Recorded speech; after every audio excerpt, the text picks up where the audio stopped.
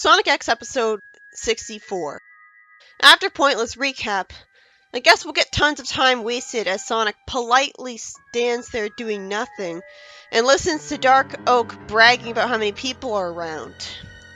Cosmo is such a coward that she says they'll give back the emeralds if they don't hurt her friend. How is she any different from Antoine in Sad AM?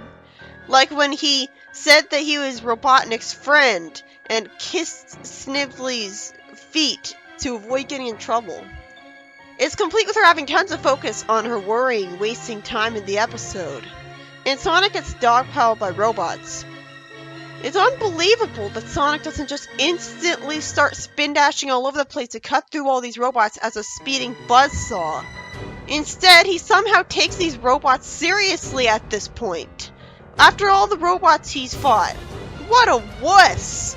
What is a Sad AM? Just defeat all of them. This is not how you make a bad guy threatening. Like, they want to make him threatening by making Sonic scared of him for no reason. Knuckles is warned that Cream and the others are surrounded by angry Metarex. And Eggman calls Shadow, telling him that the Metarex are threatening him. And a Metarex with a red cape wastes time menacingly bragging that the heroes brought all the Chaos Emeralds to them. There's way too much time being wasted by these characters talking instead of taking action. Isn't Sonic impatient? You could have a fanfiction about this and lose out on nothing, because they're just talking. Eggman flies away in the Eggmobile, and Knuckles is left alone with a spaceship he can't fly with. And Chris is called by Amy, who begs him to help because she doesn't have any faith in Sonic not to get hurt. That's not Amy. Somehow he's even sweating by this point, when we didn't see him do anything that mattered. Amy shoots wildly at the Metarex with lasers, but it doesn't matter because she's a girl. Cosmo wonders if the code she deciphered can help, and it frees both of the emeralds.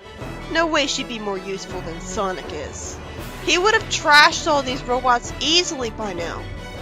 I just want to call these Metarex the Metalex. Knuckles calls Tails a geek, asking where he is when they need him, finally showing what he thinks of Tails for once. And the Metarex arbitrarily decide to destroy a planet because it's of no use to them. Again, this isn't a believable villain. The heroes activate the laser shield, and there's tension because Tails says they can't keep the shield up for long. Rouge mocks Shadow because he only cares about working for Eggman. And Shadow's an idiot because he thinks they're wrong about Eggman being evil and just using him. Rouge finally tells him that Eggman's just using him. Shadow's not supposed to be this stupid. And Shadow agrees to help them at least once, and isn't that willing to trust Rouge.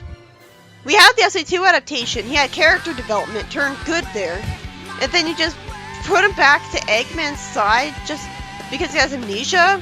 Really? That's not what SA2 built up to. Either have him die or have him live and be a hero right away. Chris jumps towards him as Shadow warps away. Chris lampshades that he should have known Eggman would run when the going got tough. Chris gets increasingly mad at being called a kid and says that he's actually 18, not that Eggman can tell. And he throws something at Eggman, which I guess is a flash grenade, letting him run away with the emeralds. He activates the ignition of Eggman's spaceship, and of course something happens to Cosmo when she has the emeralds and they get stolen away. I figured it wouldn't be that easy. Thankfully, Amy crashes her spaceship into the robots to send them away, and Sonic says the Metarex are trying to destroy this place. Cosmo asks why they'd want to destroy their own fortress with so many Metarex still inside. The bad guy says with an overly grimdark voice that it's for their great noble mission. He's just confusing me. How is it noble? And Shadow thinks about how much he cares about Chris and Maria, which causes him to throw Chaos Spears at Chris's plane? I guess he did this to keep it from getting hurt when he tried to rush into action. But he should have said that because this was foreshadowing Shadow being a hero instead. Rouge grabs and flies with Chris, who says Shadow is trying to hurt him. And when he refuses to give her the emeralds, Rouge drops Chris to his death. She is a villain after all. This is way more interesting of her and works for her design. The games just make her a hero and that's it. And they severely drag out Shadow and Sonic going super, while taking every excuse not to focus the camera on them. They fire lasers without even trying, and Shadow threatens to take the emeralds from Sonic, who lampshades that he doesn't need them and he's been fooled by Eggman. He's not Knuckles. Somehow he pushes and goes after Sonic instead of just getting that he's right when Rouge and Chris spelled it out for him. He has no reason to trust Eggman. Shadow and Sonic fly around throwing lasers, with Sonic trying to avoid him. At least it's more interesting that they're antagonizing each other when they're both super this time, so it's not totally ripping off SC2's ending. Either way, eventually I wonder what's even going on, since it's not explaining anything to me, and we see a sandstorm. And I guess it really was a black hole, since Tails mentions really strong gravity. And Amy says they're getting sucked in. I hate the Metrex's voices, and seeing a sandstorm like that covering the whole screen is about as appealing to watch as the blizzard and darkness in that one issue of Archie that got recreated. Sonic clutches onto something, and Shadow flies after Eggman's spaceship as it's about to be sucked into the black hole. He really should just let him go. Instead, Shadow warps him and the entire spaceship away, and the emeralds fall into the black hole, which you'd think would destroy all of them to make the heroes shit out of luck from now on. I'm sure they just scattered again, though. Knuckles uses the Master Emerald to let Tails' spaceship be at full speed, which keeps it from getting sucked up by the black hole.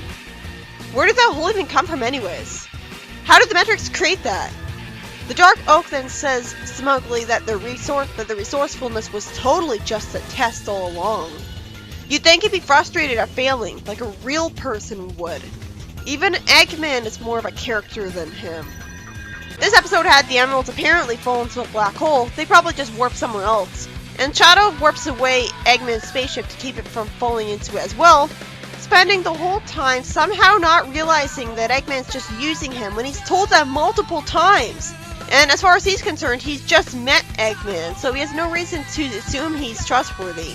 Shadow in SC2 was the one who was manipulating Eggman, and yet Shadow the Hedgehog in this, and later Archie, get a weird kick out of making Shadow the one who's stupid enough to be manipulated, when it's a complete role reversal from his original character. Anyway, Shadow being an idiot aside, Sonic doesn't instantly destroy all the Metarex around him with a spin dash in a couple seconds, and instead stands there really boringly taking them way too seriously, and everything's really dragged out involving them. And the heroes escape the black hole too because the Master Emerald powers up the spaceship. So what was the point of them getting all the emeralds again? If they just lost them anyways, after all those episodes of collecting them. At that point, maybe Cosmo was right. Maybe Tails should have just not bothered getting the emerald earlier. You would think that with Shadow and Sonic turning super, they just obliterate Dark Oak right afterwards. He looks like a robot, so they shouldn't care. It's not like he's in a super form. So why would he be invincible enough to be immune to their attacks? Somehow the thought of attacking him didn't even occur to them, and they just wasted time flying after each other. I mean, that's a pretty big plot hole. They had no reason not to fly through all the Metarex and supers, including Dark Oak, and destroy them anticlimactically. That would be keeping things simple, and going with what everyone would assume they do when they go super around a ton of robots. So they shouldn't have been written to be able to go super at all. You'd think they just repeat the intro of Unleashed with Sonic flying through an army of robots in a super form.